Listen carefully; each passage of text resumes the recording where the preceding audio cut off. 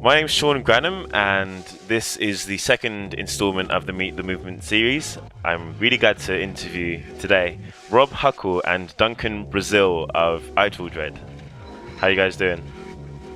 Yeah, I'm doing great, man. And yourself? Good. Yeah, can't complain. Cool. Had my coffee, so. So I'll get to the first question. So this is how we start with every Meet the Movement, but what's the story behind Italdred's creation?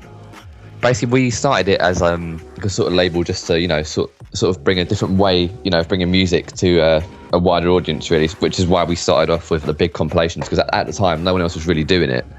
And obviously, we had a lot of artists that we really liked, so we thought rather than just putting out little compilations where we couldn't include that many people, we did it a bit differently, and put out bigger ones where we could include everyone at the same time. Cool. Compilations at the time, I don't think were that big of a deal. Do you know what I mean? So we almost just wanted to take it that little bit further. Yeah, and you definitely did. Yeah, well, hopefully. When the beginning dropped, it took the internet by storm. Like you said, it's got a whole bunch of tracks, 68 in total, which was pretty much unheard of for compilations back then.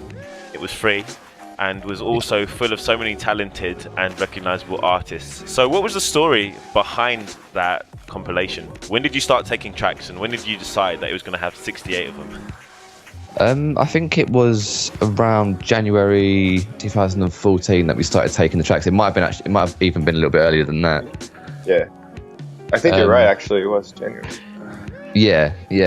But I mean, obviously at the time we were listening to quite a few artists. I mean, and we had like connections to quite a few people as well. And obviously, we really enjoyed their music, so we just thought we'd include them all. Yeah. Cool.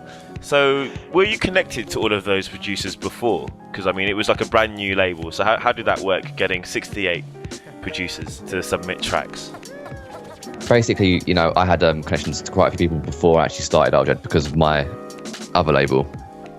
So, obviously, I knew people, and obviously, through that, I met other people. And obviously, like, from then, they would tell their friends. So, we got quite a lot of submissions at the time. Yeah. So obviously, through email, we literally had loads of tracks to listen to, in which, obviously, like quite a few of them we actually like. So we thought we could actually include this in the compilation. So I think the one way, because I met Rob through SoundCloud actually, but the way I kind of heard about the label and that was that he started out blogging on Dread Collective. Yeah. On the Tumblr, and he was linking a lot of the tracks off the Tumblr or off the SoundCloud to the Tumblr page. So that kind of formed a community in a sense that I saw, and it was a way to kind of discover music, despite going on SoundCloud and searching around. Yeah. That's cool. So what's the relationship between Italdred, which was founded last year, and Dread Collective, which was founded back in 2012? Well, basically, they are two completely different labels, to be honest. I mean, basically, when I started Dread Collective, it was quite a bit different to what it is now. Actually, we dealt with like a lot of like sort of like ambient music and like future garage and stuff like that. Yeah. A bit of house music. But I mean, obviously, as times progressed, it's got it's became a bit different, from what it was. I mean, obviously now we're to the point where it's more like it's more about like sort of like rave music and stuff like that. But yeah, and what it was basically initially was the fact that I wanted two different labels, where I could almost showcase two different styles of music, because if you mixed like hip hop and what it is now, like rave music, it wouldn't really work. Yeah. So obviously, because I'm like a big fan of hip hop as well, I wanted like a different, label to put that out on. Cool. This is possibly a really dumb question, but where does the Ital from Italdred come from? Well, Ital comes from vital, actually. Awesome. I'm right. Okay. I thought so.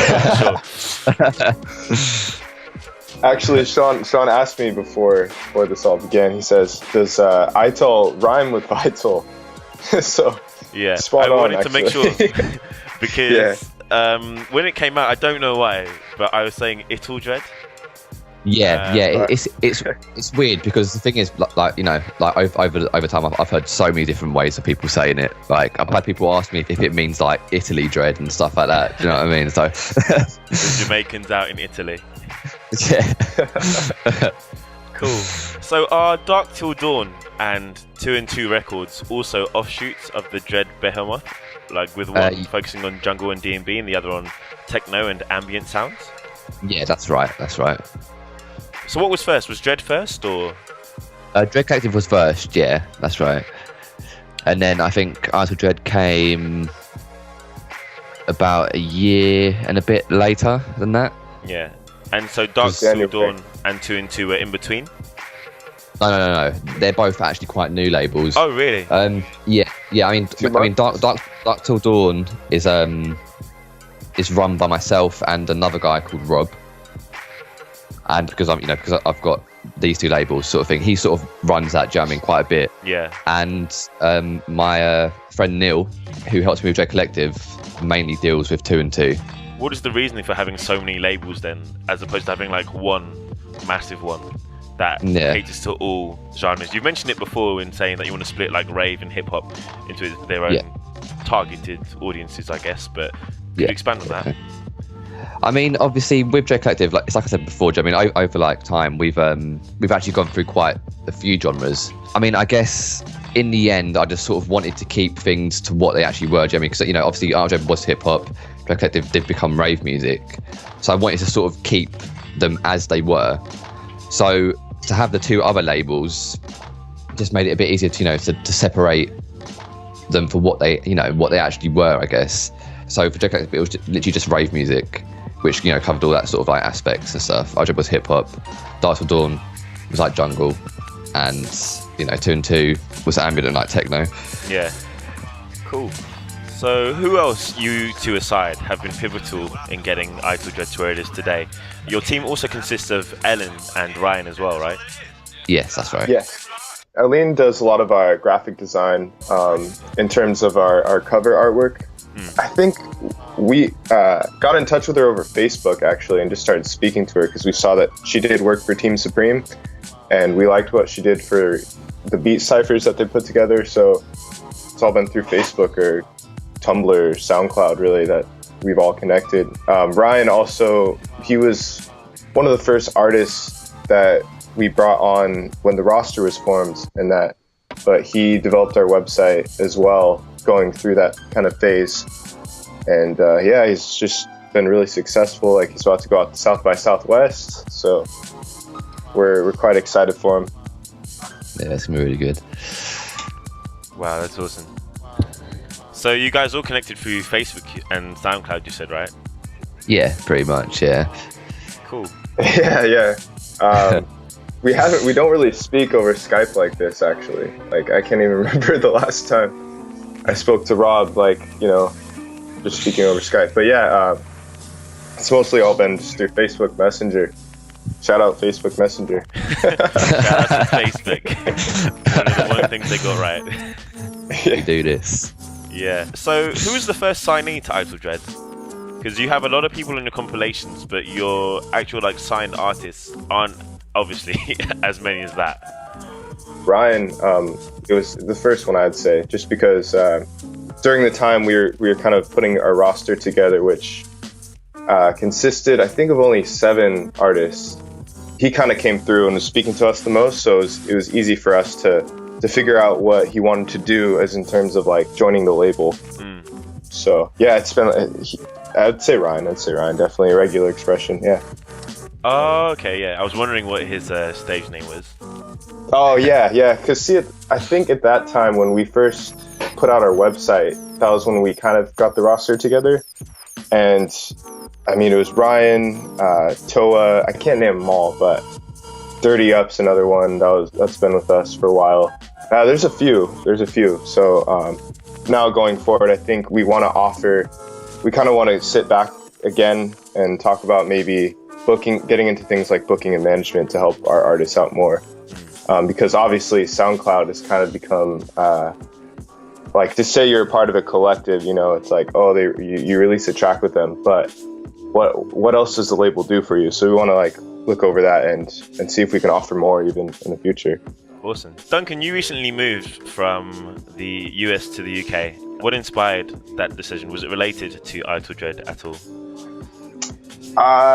In a sense, it might be related a bit, just because so I moved from Sacramento, which is, they didn't really have much of like a beat scene there. So I'm kind of excited to see what kinds of shows I end up in the UK. But yeah, I guess that's how it fits into my move. But I was born in Scotland, actually, funny enough. So grew up in the States, but now I'm back over here to live and that. Yeah, so it's just a big move, basically, moving across the Atlantic. Yeah, I can imagine. The UK life. Yeah, so I went through a bit of a culture shock, yeah, but not much, not much. What have been the biggest changes, or what kind of instigated that culture shock? I think I should have said weather shock. I didn't go I didn't go through too much of a weather shock, I should have said, but culture shock, I mean, just the people, just how they interact. You know, they're quite honest. Like, if they say they're gonna do something, I'll be there tomorrow. They'll be there tomorrow. Finish. Like, you know, whereas I'm not saying people are like that in the States, but people here are very honest and they'll speak their mind, so I like that. Yeah. That's very true of the UK. Yeah, it is, definitely. Yeah. Cool. So You'll find out right quickly where you need to go if you're lost, so that's good. And from what I know of Dundee, Scottish people are very, very friendly and willing to help. Yeah, that's right. No, yeah, everyone I've been up to on the street is just led me where I need to go if I've been lost, or like I'm saying. But yeah, quite friendly people actually. So cool. It's interesting because you find out like, oh, they ask you questions about America, but I mean, there's quite a lot of similarities actually at the end of the day. So yeah. What are your musical backgrounds? I've never actually, been like a producer or, like a DJ or anything like that. I've always just been like, like a massive lover of music in general, really. Yeah. And I'd say I've got quite a diverse musical taste, which is why, the labels that we have do cover quite a lot of ground. Yeah. So what music did you grow up on? Were you exposed to that kind of diverse, or those diverse genres from an early age, or was it just like you got put on one and then kept digging? Pretty much. I mean, basically, growing up, mainly I was into like garage, jungle, drum and bass, hip hop. Yeah. Even through my teenage years, I went to like loads of like hardcore and metal shows as well. Believe it or not. Cool. To answer that question, yeah, I was actually into a lot of hardcore music as well. Actually, Rob and I have spoken about that. But I was, in terms of like hip hop and that, I mean, just a lot of the mainstream kind of rap artists, like 50 Cent, old 50 Cent, and Wu-Tang. I mean, Tribe Called Quest, like those kinds of groups. Yeah, but I didn't really expand into rap or anything like that. I was just kind of all over. I mean, I listened to everything, even like screamo music, like, kind of. You're pretty hardcore. Kind of just fit it. Country. No country. That's the only one I didn't listen. That's the only one I would leave out. Okay, so you're not that hardcore then. You're not the hardest. No. Of the chords. Yeah. Need some Dolly Parton in your life. Yes. Cool. So what inspired you, or what has inspired you? Because you're putting out The Blur, which is your first all-guest compilation, right? Blur. Oh, it's just called Blur. We actually, yeah. So that's been handled by Aline and I. It's just kind of like a guest future compilation that we wanted to put together, because now as a label, obviously we're not going for any future or lo-fi. We kind of want to avoid the lo-fi hip-hop. We put out a post about that the other day, but we wanted to kind of just do it once. We see a lot of these other future kinds of there's a lot of them actually. Well, not a lot of them, but they're quite prominent, so we kind of wanted to try it out and see what artists we could get involved with that. And I think that's been one of the most enjoyable things, like watching the label kind of grow in a sense, is when we expand into different genres, who will become part of the whole process. Yeah. So the Blur, sorry, I said the Blur, but Blur will kind of be a guest compilation if I had to like define it. Yeah, we're looking forward to that actually. I'm not sure when it's going to be released just because of this release on the 25th, but we're looking forward to that one. Cool. I mean, the lineup is pretty sweet. I won't say any names, but it seems to be coming along really swimmingly. Oh, thank you. Thank you. Yeah, congratulations to you both on that. Thank you. I'm sure that people will be even more surprised from such a release coming from you guys. But about the lo-fi thing, I don't think I saw that post. Could you expand on why you want to avoid that? Rob, you want to explain? Yeah, I think within like the hip hop scene now, I think a lot of it is becoming very samey, and I think you'll find a lot of the labels are putting out the same sort of sound. I mean, everything's starting to be very similar. So we started out in a way to try and put things out in a different sort of way, but now we find that a lot of other labels are doing it the same sort of way that we did. Yeah. So I think now, obviously, we sort of just came to the conclusion that, rather than just solely being like a hip-hop label, we wanted to add a little bit more to it. So from now on, we're going to start including, stuff like footwork, maybe a bit of like garage, a bit of like grime, almost just to like switch it up a little bit, rather than just being like a sole hip-hop label in like general. Yeah. It's kind of repetitive. Yeah. It's almost like a cycle, that we're going back through each time releasing this type of music. So yeah, I I saw agree. that post. I thought it was a different one you were talking about when you said the lo-fi thing, but I saw that post about how you feel like other labels were starting to for those who don't know what cat means, steal or rob Italdred's label style. Yeah, so it's interesting to get an expansion on that. Yeah, well, to answer the question about like the lo-fi, like cutting that out, I mean, I don't think, because we have artists that want to still make lo-fi, obviously, but we might say, oh, well, like we have too much lo-fi. Like the New Beginning was kind of a challenge to that, like asking the artists, like, oh, do you want to, instead of making a lo-fi track, would you like to make a footwork track, just to kind of change it up, for them as well. Yeah. For them, kind of make it like an enjoyable experience to produce something else, or delve into a genre that they've never really produced for, and put it out as an actual release. Brilliant, because you segued into my next question. So you've recently announced your 5th compilation, which is entitled The New Beginning. It is your 5th, right? Or yeah, it's 5th, because Efflorescence was 4th. Yeah. So does it bear any relation to the original sound, or should we expect a complete change of direction? It does and it doesn't, because I mean, obviously, we're starting to obviously add up the new stuff. But, obviously that doesn't mean that we're going to be getting rid of the hip-hop altogether, because that will still be like a big part of the label. Yeah. On this upcoming release, have all the artists been featured on Italdred before and you've asked them to work in a different genre? Or have you brought people who work on, say, like footwork or who produce garage and brought them on as well? Like, is it just producers who didn't naturally produce that changing up their style, or is it a bit of both? It is a bit of both, to say, yeah. I mean, basically, it's like Duncan said. I mean, we had like producers already, which we actually asked, if they could do something maybe a little bit, more experimental, or but maybe like try a bit of footwork. And but obviously, from things like Dread Collective and stuff, because obviously on that label I put out quite a lot of footwork in the past, so I had quite a few links to a lot of footwork producers. So but what it is, basically, what I've done, I've sort of taken the footwork from Dread Collective and sort of bring it over to Italdred. So all them links that I had before, I've asked them, obviously to take part in the compilation as well, which is pretty good. So cool, that's going to be crazy. If it's anything like your release that you did with Footwork Jungle, it's going to sound insane, because that Rave 2.0 tape is nuts, crazy. Man. It's crazy. It's so so dope. But, you gotta love all like the hybrid stuff. Yeah. So, to both of you again, if you had to pick one song or project that defines Italdred, what would it be? And that doesn't have to be a release from you guys. It could be a song that motivated you as a kid or anything. I wouldn't.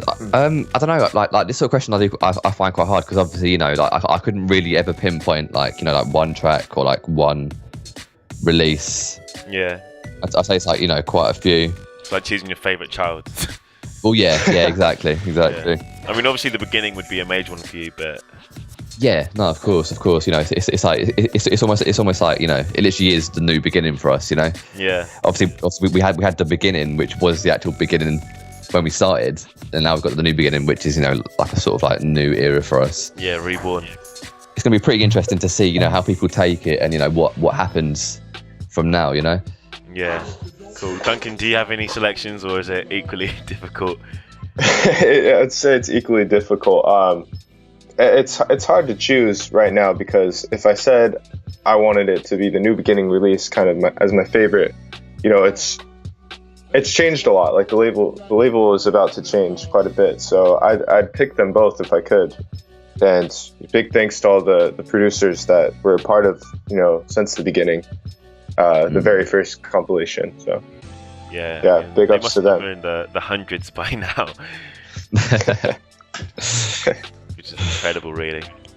Were you quite surprised at how well the beginning did when it first came out, or did you feel like that was always how it was going to be, because you knew that starting with a compilation that had so many tracks would just kind of, I hate to say this, but like break the internet? I mean, in a sense, it was quite weird, because, you know, obviously because it was like our first release, you know, I wasn't really expecting that much at all.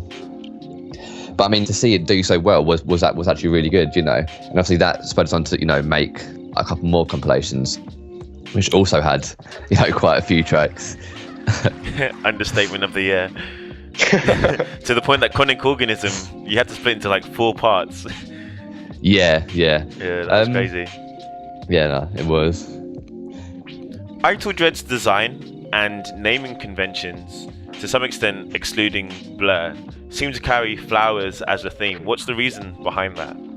More than anything, we just sort of wanted to keep it with like a sort of like organic, you know, sort of feel. I think, you know, we're, you know, quite like nature and stuff like that, so we just wanted to, like, you know, incorporate it into the label as well. Yeah, definitely. A lot of the early artworks were actually handled by Rob as well. So now obviously we have like a graphic designer, and that Aline, who did the artwork for Efflorescence. Can't even say it right now. I don't know why. I struggle to look at the word, to be honest. It's pretty difficult. What is it? It's Latin, isn't it? Or yeah. Yeah, it's like a French word. I think it is a French word. It is. I think there's like 2 meanings for it, isn't there? I think there's one that means like paint or something. It's something to do with like paint. Yeah. But then we also chose it for the other one. So in the blog post, I'll have to link to the dictionary definition, just to clarify for people. Yeah. I think we're moving from the flowers though to like more city, kind of urban, more like landscapes. Rural. Rural. The cover for the new beginning, I didn't look at it too hard, but it looks like it's a picture from any of the council estate flats that I've seen growing up in London, which is cool. I know. Yeah. That picture was actually taken by my sister as well, because she has quite a lot of photography. So. Oh, really? Good stuff. Yeah. Sweet, get the family involved. Yeah, exactly. So all of your releases so far, I'm pretty sure, have started out as free, even though Bandcamp has that limit and then starts to charge money. But is there a motivation behind releasing all your stuff for free? What's the reason behind it? I don't know. I mean, you know, like for both my labels, I've always pretty much released stuff for free. I think it's just people are more, you know, inclined to, you know, check it out and like listen to it, I guess. Yeah. I think sometimes, you know, if you put like a price tag on something, people are like, you know, they don't really want to touch it, or, you know, they're not willing to actually look into it. So I guess obviously we started out as free because we had like, quite a lot of producers that, you know, were on the come up. If we put it out for free, more people would actually check it out. So obviously it just made it get out there a lot easier, you know. Yeah, it really increased the exposure, huh? Yeah, of course. Cool. So what's the biggest change that you've noticed since Italdred debuted at the start of last year? Do you want to answer that one, Duncan? Yeah, sure. I kind of think the community's changed. To answer that, it's grown. Instead of involving, you know, so many producers, now it's involving people of all different kinds of backgrounds. You know, people like yourself, people into different kinds of art. Yeah. So it's not just all about the music at the end of the day as well. It's also about who becomes our audience and interacting with them. I think that's been a change though since the beginning, since it was a lot smaller, obviously. Yeah, But definitely. yeah. Cool, good answer. And if you could change one thing about the scene that Italdred exists within, what would it be? I would say the platforms. I would definitely like to see a different platform come along rather than SoundCloud, because I know that's SoundCloud has been a barrier to a lot of producers, obviously creating whatever they want to create. So obviously they'll have to clear it up with the bigger labels, but a different platform, kind of a different experience for sharing music would be ideal, I think, at this point. I think SoundCloud, to some extent, a lot of people, you know, if you don't have a lot of likes or reposts, they won't follow your music, or, you know, there's like a lot of negativity kind of with SoundCloud, I think, nowadays, whether that be just producers or labels, you know. I think it's all just very like materialistic, you know, these days. I think. Yeah. So removing the materialistic part of things, but of course that's hard to do at the end of the day as well. So Yeah, SoundCloud's got quite the monopoly on the social platforms. Cool. Definitely. Yeah. Rob, do you have a response to that, or? I completely agree with what you're saying. Obviously, like the whole, you know, likes and reposts. I just think people just, you know, need to look past that completely, because it's like, at the end of the day, I mean, if the artist is making good music, then the artist is making good music. But, you know, if they haven't got the likes and they haven't got the plays, you know, and people aren't, you know, and people don't really tend to check it out, which is a shame, really. Which is why when we started in the first place, we wanted to sort of bring people that were coming up out to a wider audience, which is why we included them in, like, you know, compilations and stuff like that. Yeah, that's a really good answer. It's interesting because, like, a lot of these producers, one, they feel pressure to release stuff every week because people are just demanding more and more of their music. Yeah. Two, they feel like they can't diversify from their style. So that's why you see, like, Lido bringing out Trippy Tail, or Chris McClenny bringing out Bubbly Bulbasaur, and, like, bringing out all these, like, side projects because they feel like people won't take it to them or criticize them. And, like, for example, Chris McClenny himself, he can play piano and he's like a great musician, but he also makes trap and like bassy stuff as well. And like, I remember a couple of producers calling him out when he brought out the trap stuff, and they're like, how can you produce that and like release this nonsense? But it's like, it's not nonsense, it's good music and it has its time and place. Why can't he produce that and not have to worry about, oh, I need to make another SoundCloud, but this one's my pro one and then I'll be limited if I make a new one, blah blah blah. It's kind of dumb. Yeah, I think you're spot on. You're spot on. Yeah, I think a lot of music these days is almost becoming like genreless. I mean, I think, you know, it's better if people just, you know, just like put, you know, pen to paper and just come out with what they actually want to come out of, you know, rather than just limiting themselves to like a sole genre. You know, I just think, you know, you just got to do your own thing, really. You know, don't like go by what other people want or what, you know, what other people expect. Just, you know, even just surprise people, you know. Yeah. If you just put that element of surprise into music, you know, then obviously people, you know, will be more with it, I guess. Appreciate it. Yeah. Definitely. If they're a real fan, even if they don't appreciate that genre or style, they'll still enjoy the track, or at least like not criticize you for trying to take it in a different direction. Yeah. As a music writer myself, it's kind of difficult to keep using the same tired like labels to define tracks, especially as, like you said, music's becoming more and more genreless, and producers are like, becoming more and more expansive in their sound. So I am kind of like for the idea of killing the concept of the genre. It will never happen, because the genre is almost a necessary thing in music. People need to see, oh, this sounds like Future, so I'm going to listen to it. It sounds like hip-hop. Definitely. But it will be interesting to see what happens over the next couple of years as genres kind of blur together. Yeah, true. Yeah, like for example, like Taku, he produces like everything, pretty much. In his realm. So it's cool to see that like happening more and more. Yeah, it is. Producers changing up their styles. Yeah. I was certain that I'd read about plans for an Italdred magazine to happen, but I can't seem to find them anymore. Am I crazy? And if I'm not going insane, can you update me? It is. I think. No, go on. Okay. Well, yeah. I mean, obviously, we planned that quite a while back. I mean, it definitely is still in the works. You know, I can almost like confirm that. We're just literally in the stages of just putting it together. Just curating more stuff for it. We've got in contact with like artists and like stuff like that. So it's still coming. It's still coming. Cool. Would that be? Yeah, it's taken some time just because we're all working on it obviously, but my hard drive crashed, so that's on my MacBook, so that had everything. Thank God for Dropbox. Yeah, man. It's another one I'd have to give a shout out to. Shout out to some of the online platforms. Shout out to Dropbox. Some of you. Yeah. But would that be digital only, or would that be physical? I think we'd like to bring it to a physical format. If we get enough people involved and they're liking the content and it's apparent to us that they're liking it, we'll definitely put it out in print. I think who we're going through for publishing can print it actually, so most likely it would be released digital for the first couple issues, maybe. What do you think, Rob? Yeah, and then hopefully eventually start putting them out in physical copies. That's the plan, anyway.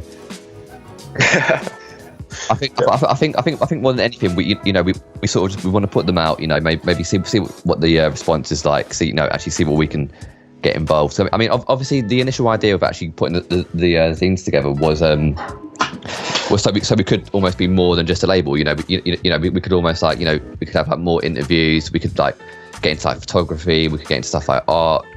So it was a way of us to sort of like branch out, I guess. But even stuff we've got now, it's really interesting. And I'm sure people will like enjoy having a look through it. So we're excited to get that out as well. Cool, can't wait for that. So, in your opinions, what artists should we be looking out for this year? Let's see. There's so much good music out. Yeah.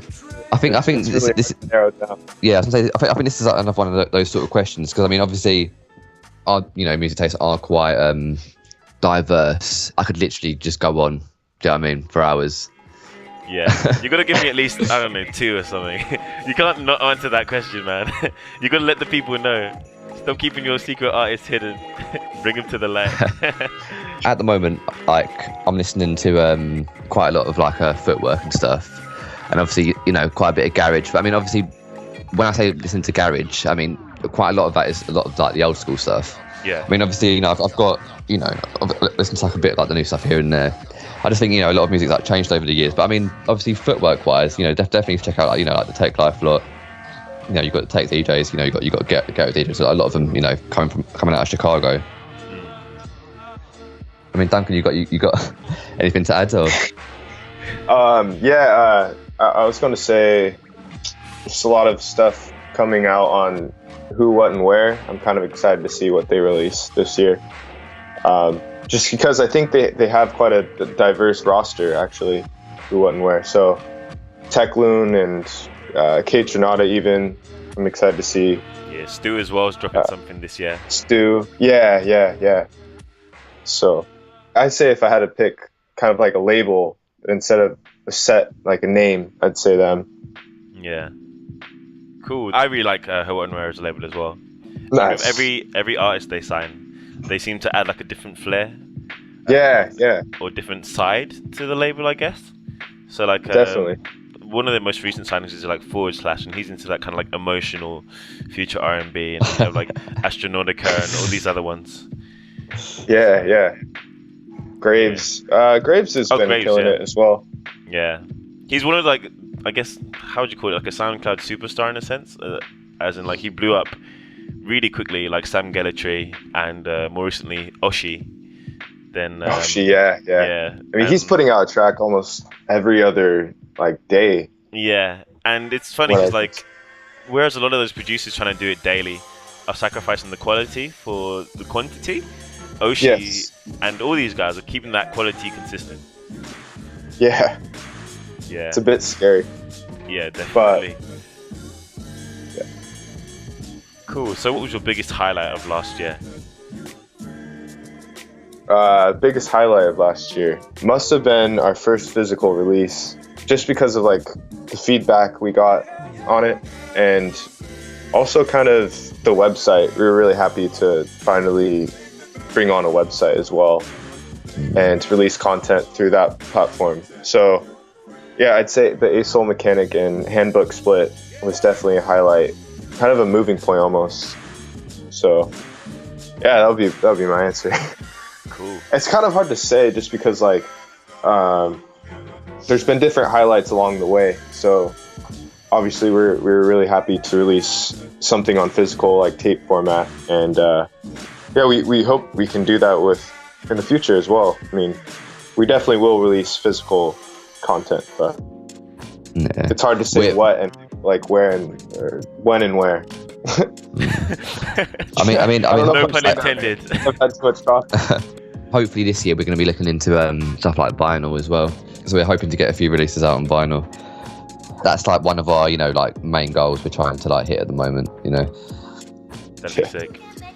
And just to check, Rob, do you have any response to the question, or do you like agree with Duncan? Yeah, no, I agree with Duncan. Yeah, obviously, when we got the website out and stuff, we just like established ourselves that a little bit more, So it was just good to see. Yeah. How did that ASOL mechanic and handbook collaboration come together? Because Rob, you instigated that, didn't you? Yeah.